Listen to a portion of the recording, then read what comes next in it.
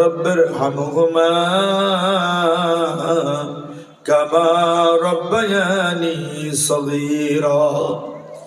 রব্বুল আলামিন রহমতের নজরে তুমি তাকিয়ে দেখো, আলেম ওলামাদেরকে নিয়ে, বৃদ্ধ বাবাদেরকে নিয়ে, বড় ভাই মাসুম বাচ্চাদেরকে নিয়ে, পর্দার অন্তরালে মা তুল্য মা বোনদেরকে নিয়ে। আল্লাহ, আমি গুনাহগার।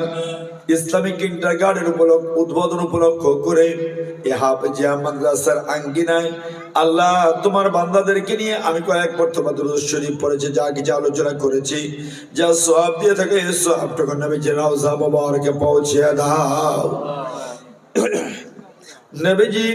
নবীজির সাহাবী, আহলে বাইত, তাবিঈ, তাবিঈন, মুস্তাহিদিন, তামাম মুহাদ্দিসিন, সালফে সালিহিন, বুজুর্গানে দ্বীন, যে গ্রন্থ কারো কবরে চলেছে প্রত্যেকের কবরে হাদিয়াটুকু পৌঁছিয়া দাও রব্বুল আলামিন।